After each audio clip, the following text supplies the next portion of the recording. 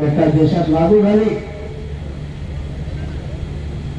त्या राज्यघटनेच्या 13व्या कलमामध्ये हे नमूद केलेलं आहे, राज्यघटना लागू झाल्यानंतर राज्यघटनेशी विसंगत असे जे काही कायदे असतील ते आपोआप रद्द होऊन जातील.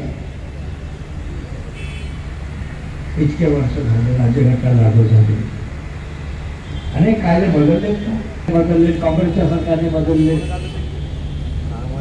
हा कायदा का नाही बदलला? हा उठाव जेव्हा धम्मक्रांती बाबासाहेबांनी केली त्या उठाव झाला देशामध्ये. 127 वर्षापासून हा आंदोलन सुरू आहे. अनागारी धम्मपालजी श्रीलंकेतून आले आणि जेव्हा त्यांनी महाबोधी महावीराची अवस्था पाहिली, विचलित झाले, तळमळले, तडफडले. जगाला शांती, करुणा, मैत्रीचा संदेश जगाला माझ्या भगवान बुद्धाचं विहार इतकं विकृत करून टाकलं. भगवान बुद्धाच्या मूर्तीच्या पुढे शिवलिंग बसवून टाकलं. आणि हिंदू धर्माचे संस्कार त्या ठिकाणी करायला लागले. पिंडदान आहे, कर्मकांड आहे, सगळे करायला लागले. जे भगवान बुद्धाला आणि त्याच्या धर्माला मान्य नाही ते सगळे धर्म त्या ठिकाणी मानायला लागले. हे जेव्हा अनागारी धम्मपालजींनी पाहिलं तेव्हा त्यांनी महाबोधी महावीर मुक्तीचा लढा सुरू केला. तिच्या पंडित पुरोहितांनी महंतांनी मारलं. अनागारीला मेले म्हणून बुद्धदेवाच्या वेशीच्या बाहेर टाकून दिलं. कसे बसे जीव वाचला त्यांचा ते त्याला गेले महाबोधी विहाराची स्थापना केली. तेव्हापासूनचा लढा सुरू आहे. मित्रांनो, हा लढा साधा नाही. बघा ना, 15 ऑगस्ट 1947 देश स्वतंत्र झाला. अन्नाभाऊ साठे म्हणाले ते आजादी झुकी है, देश की जनता झुकी है. अण्णाभाऊ म्हणाले 1947च्या 15 ऑगस्टला देश स्वतंत्र झाला, पण इतकी वर्ष होऊन म्हणजे अनेक सरकार आले गेले, आमचा बुद्ध विहार स्वतंत्र नाही होऊ शकत. हा स्वातंत्र्याचा लढा आहे. तेव्हा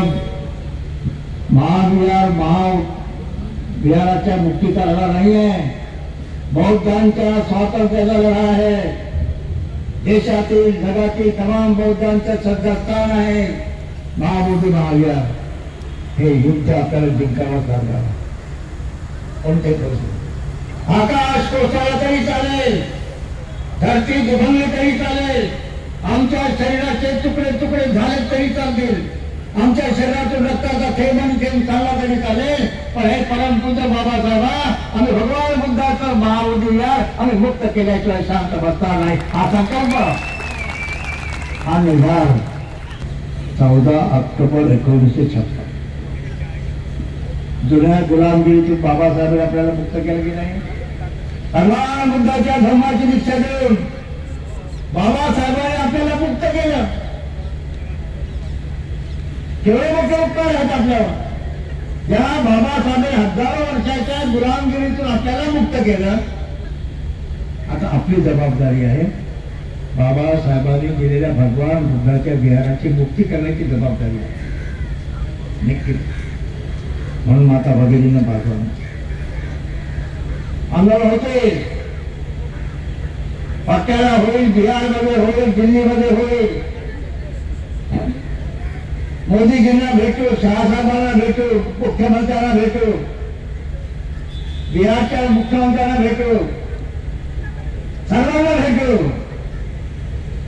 पण जोपर्यंत महाबोधी महाविहार मुक्त होत आहे आमची मालकी आम्हाला पाहिजे. कोणत्या हिंदू मंदिराचा मालक कोणी मुसलमान आहे का?